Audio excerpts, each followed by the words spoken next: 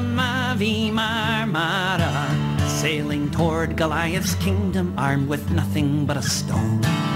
All aboard the Mavi Marmara, tell the children of Jerusalem, you are not alone.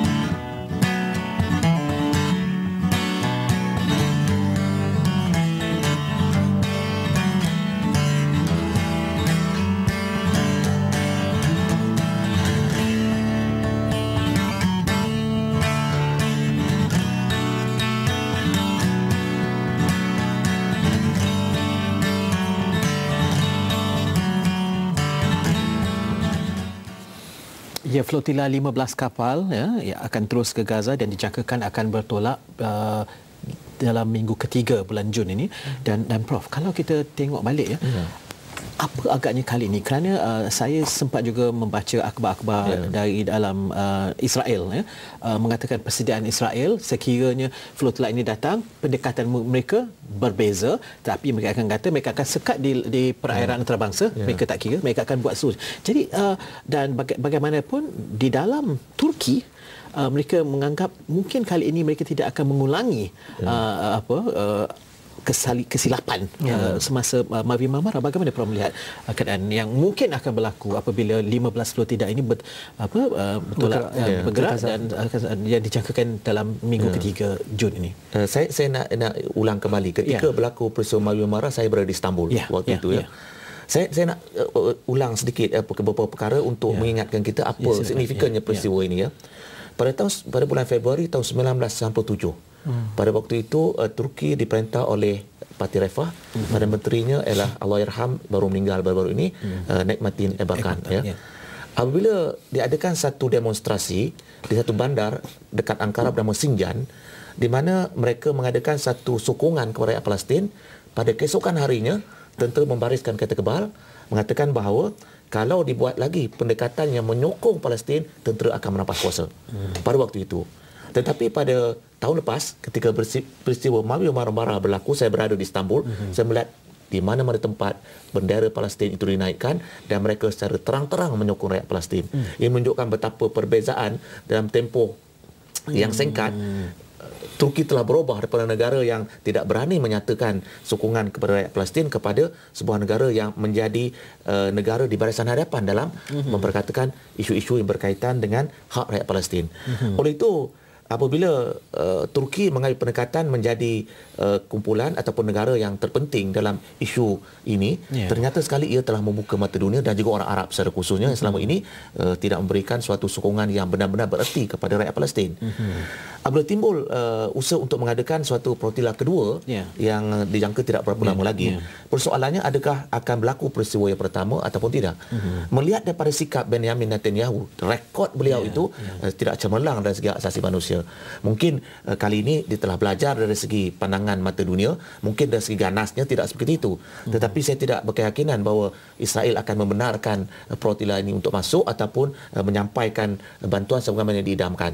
Oleh itu, apa yang mungkin berlaku dalam konteks yang akan datang ini ialah mereka akan berada di perairan antarabangsa dan dengan sikap Mesir yang lebih terbuka pada waktu ini, akhirnya akan dihantar melalui Mesir, bukan melalui Israel. Sebab seperti saya katakan tadi, rekod Benjamin Netanyahu tidak pernah menunjukkan sikap terbuka ataupun sikap berlembut kepada apa jua isu yang berkaitan dengan Palestin. Dia ada dua. Maknanya pertama, ada yang melihatnya sebagai ini dari dalam Israel dari dalam Israel melihatnya dan dalam kebanyakan feedback ataupun maklum balas pembaca akhbar online di Israel tentang apa yang akan berlaku dalam akhir bulan Jun ini ialah dia kata mengapa harus memalukan Israel di peringkat antarabangsa dengan mengadakan flotila kalau mahu memberikan bantuan. Rafah kan sudah dibuka. Apakah itu satu, tapi dia kata ya memang Palestin memerlukan bantuan. Ada suara-suara juga di dalam Israel yang berkata ya walaupun telah ada seizure dan segalanya mereka memerlukan bantuan. Bagaimana caranya untuk orang kata dapat main daripada dalam Israel daripada mungkin cara yang mereka lihat sebagai memalukan Israel mencabar adakah mungkin benda ni praktikal ataupun boleh dilakukan atau ini cuma impian semata-mata? Sebenarnya saya lihat ini flotilla ini pun tujuannya tak lain tak bukan untuk mencabar apa yang dilakukan oleh Israel yang dianggap tidak sah. Dan ini untuk menguji sejauh mana pendekatan Israel itu merupakan pendekatan yang tidak boleh dicabar. Walaupun disebut bahawa boleh masuk melalui Rafah, sebenarnya baru hari Sabtu yang lepas walaupun telah berbulan-bulan dijanjikan bahawa Rafah akan dibuka tetapi tidak dibuka, dan dibuka pun atas desakan masyarakat Mesir yang merasakan bahawa tindakan menutup sempadan itu tidak wajar. Oleh itu kalau kita lihat bahawa dengan menggunakan Rafah itu sebagai satu saluran untuk memasukkan bantuan-bantuan ini, ternyata sekali bahawa pendekatan itu bukan merupakan pendekatan menyelesaikan masalah. Pendekatan sekarang ialah blokade ataupun diangkat terus. Itu isunya. Mereka mahu supaya pengepungan itu diangkat. Selagi pengepungan tidak diangkat, bermakna pendekatan zalim Israel itu merupakan satu yang tidak selesai. Dan saya berada di Kahira minggu lepas dan sampai sehingga saya balik pada hari Sabtu hari itu, desakan untuk membuka pintu Rafah adalah satu yang diimpikan oleh penentang Mubarak dan juga penggerak revolusi.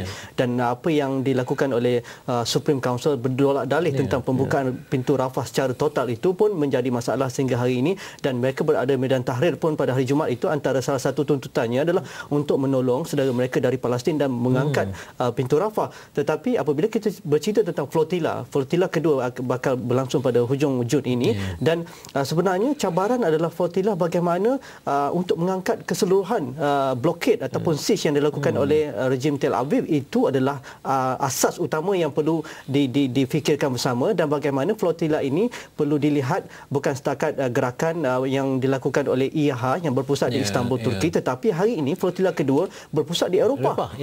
Dan majoriti kapal-kapal adalah dari Greek, dari Itali, dari Perancis, United Kingdom dan sebagainya, bukan lagi daripada Istanbul.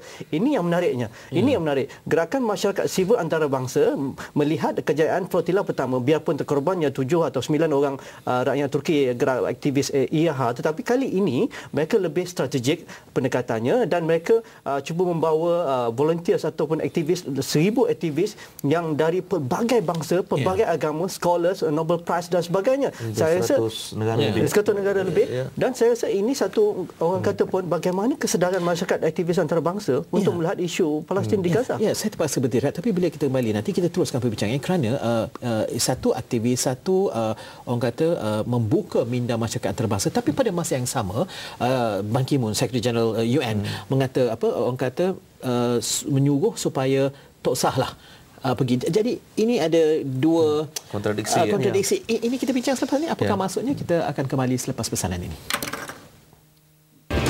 6 minit lagi tinggal, Prof. Tadi kita bincang masyarakat sivil telah mobilize segalanya. Sekarang kapal datang dari Eropah, bukan dari Istanbul kebanyakannya. Dan kemudian pada masa yang sama Pertubuhan Bangsa PBB kata tak sahlah. Ban Ki-moon kata tak sah. Jadi ini kontradiksi. Memang kalau kita lihat apabila kumpulan sivil ini berjaya dan berusaha untuk menyelesaikan isu pengepungan ke atas Gaza, ia sekaligus sebenarnya secara ringkasnya menunjukkan kegagalan PBB selama ini. Selama lebih 7-8 dekad isu Palestin gagal ditangani oleh PBB. Termasuklah isu yang berkaitan dengan kemanusiaan seperti pengepungan yang berlaku ini. Oleh itu Ban Ki-moon membuat satu pendekatan yang seolah melambangkan kelemahan dirinya sendiri. Kerana sepatutnya isu ini adalah isu yang harus ditangani oleh bangsa-bangsa bersatu. Tetapi akhirnya masyarakat sivil yang sebenarnya yang memainkan peranan sehingga mampu untuk mendesak pihak-pihak tertentu, khususnya Israel dalam konteks ini, supaya memastikan keadilan diberikan kepada rakyat Palestin. Oleh itu saya melihat bahawa pendekatan Ban Ki-moon ini lebih melambangkan kepada kelemahan dirinya sendiri dan organisasi yang dipimpinnya. Dan saya melihat kenyataan, satu lagi kenyataan yang cukup berbeza, kenyataan Menteri Luar Turki. Saya rasa beliau memberi satu ultimatum kepada Israel, Tel Aviv, jangan usik flotilla ini. Menunjukkan bahawa ada keberanian di kalangan Turki, Istanbul sendiri hari ini, Ankara, bahawa gerakan ini adalah gerakan yang sah. Mereka tidak akan melanggar undang-undang antarabangsa, mereka tidak membawa senjata, mereka adalah 100% misi kemanusiaan. Dan bagaimana pragmatiknya dasar luar Turki, itu yang saya rasa cukup signifikan apabila kita cerita tentang Palestin dan juga apa yang berlaku di Timur Tengah. Jadi hari ini Turki menjadi satu kuasa yang kehadapan dalam isu-isu ini. Dan tetapi apabila kita bercakap tentang isu Israel Palestin, beliau Ankara tidak memutuskan hubungan diplomatik Tel Aviv dengan Istanbul ataupun Ankara sebelum ini, biarpun didesak oleh rakyat mereka sendiri. Bagaimana percaturan ini boleh dilakukan kerana kerajaan yang memerintah Turki hari ini adalah dokongannya 100% ataupun lebih 90% di kalangan masyarakat Turki. Jadi mereka membawa suara rakyat, mereka tidak membawa suara kuasa-kuasa asing, mereka tidak membawa suara NATO, mereka tidak membawa kuasa militeri yang selama ini mendominasi politik Turki, tetapi membawa suara mesej masyarakat sivil. Saya rasa itu yang cukup menarik. Yang cukup menarik juga, masyarakat sivil menyuruh kata kenapa harus diserang kapal-kapal kalau kali ini 15 flotilla, bawalah satu badan yang neutral untuk memeriksa sama ada bawa senjata. Silakan. Ini kita tengok dah okey, mula-mula agak diketawakan oleh orang tetapi bila ramai orang menerima hal ini, jadi ia praktikal dan boleh dilakukan, Prof. Memang sebab yang pertama kalau kita melihat bahawa ini bukan merupakan suatu gerakan oleh individu ataupun negara tertentu, tetapi ia merupakan satu pendekatan yang membawa suara masyarakat dunia. Itu membezakan dengan pendekatan-pendekatan yang bersifat kumpulan ataupun sebagainya. Dan Turki seperti nyatakan tadi berjaya menjadikan gerakan ini gerakan masyarakat dunia, bukan gerakan Turki. Dan seperti nyatakan tadi, Turki pada hari ini bukan sekadar di hadapan dalam isu Palestin, tetapi dalam isu Libya juga mereka menjadi kumpulan yang ke hadapan, dalam isu di Syria juga menjadi kumpulan di hadapan. Dan seperti nyatakan tadi, Ahmad Davutoglu ternyata sekali merupakan seorang menteri luar yang cukup berjaya dan berjaya mengemudikan dasar luar Turki sehingga membolehkan Turki berada di barisan hadapan, termasuklah dalam isu berkaitan dengan Palestin ini. Tapi Turki juga sekian lama, kalau dulu semasa saya di sekolah sehingga dikatakan Turkey is a sick man of Europe dan pada ketika itu, tapi kini Turki adalah champion dan orang kata sustainability dalam Turki itu sendiri untuk terus mara dan menjadi orang kata pemimpin bagi segala orang kata pemikiran baru dan juga pendekatan baru. Untuk ini berlaku sejak tahun 2002 bila parti berjaya memerintah.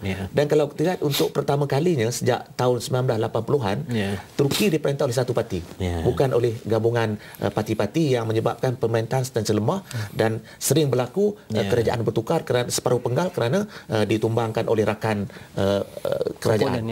Tetapi apa yang berlaku pada hari ini, parti berjaya menang pada tahun 2002 dan berjaya seterusnya 2007 dan dijangka menang juga dalam pilihan raya yang akan diadakan pada 12 Jun ini. Dan ini sebenarnya memberikan keyakinan seperti yang nyatakan tadi bahawa kerajaan yang ada pada hari ini bukan kerajaan dipimpin oleh puak, oleh rejim tentera, tetapi kerajaan yang disokong oleh rakyat, dipilih secara popular. Dan itu memberikan keyakinan kepada mereka. Terima kasih, Prof. Ji, lain kali ada lagi banyak cerita belum keluar lagi. Nanti ada siri bersama Haji Nazrika. Terima kasih kepada anda yang menonton, dan kalau mahu memberikan maklum balas boleh terus saja ke Facebook Esra Wani. Kita boleh teruskan perbincangan kita di sana atau pergi sajalah ke Facebook Nazrika kerana dia rindu Mesir kerja Ustaz Basir Mesir dan sebagainya. Terima kasih untuk malam ini, kita jumpa lagi malam esok. Assalamualaikum. Selamat malam. Terima kasih banyak.